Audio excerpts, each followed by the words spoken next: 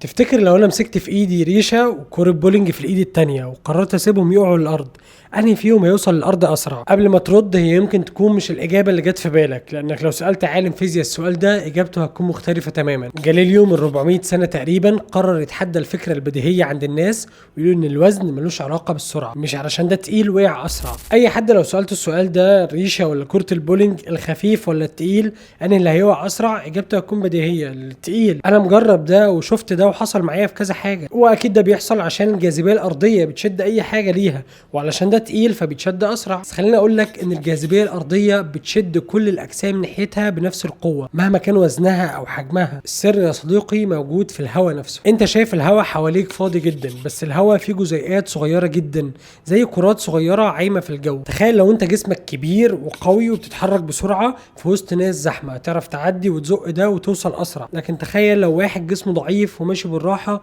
ومش بيزق في وسط الزحمه، هيوصل ابطأ. ده بالظبط اللي بيحصل لما جسم بيسقط. جزيئات الهواء بتقاوم الجسم ده في حاجه هنسميها مقاومه الهواء. الريشه اللي كانت بترمي في اول فيديو خفيفه ومفروده، فالهواء بيفضل يلفها في دوائر وتنزل ببطء كانها عايمه في الهواء. لكن كره البولينج تقيله وشكلها متماسك، فجزيئات الهواء مش هتاثر فيها قوي، ده هي اللي بتخترق وبتشق طريق ليه. يعني تاني، الفكره مش في الجاذبيه بتشد الاجسام ازاي، الفكره في تاثير الهواء على كل جسم بيسقط. طب ايه رايك لو عملنا تجربه في غرفه وشلنا كل الهواء منها وجبنا ريشه وكره بولينج ورميناهم مع بعض؟ ولا اقول لك هي اصلا اتعملت التجربه في 2014 على ايد عالم فيزياء بريطاني اللي دخل منشاه الطاقه الفضائيه التابعه لوكاله ناسا وعمل هناك التجربه زي ما احنا عملنا في الاول. جاب ريشه وكره بولينج ورماهم، فطبعا كره البولينج وقعت اسرع زي ما هتشوف دلوقتي.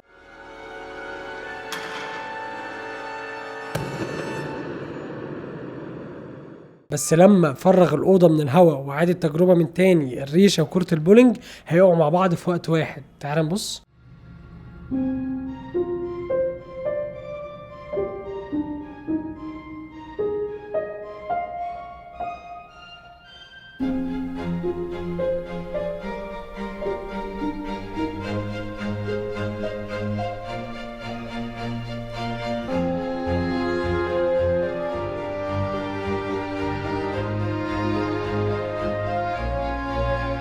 تيجي نجرب حاجة دلوقتي عملية عشان اثبت لك الكلام ده. ثانية واحدة.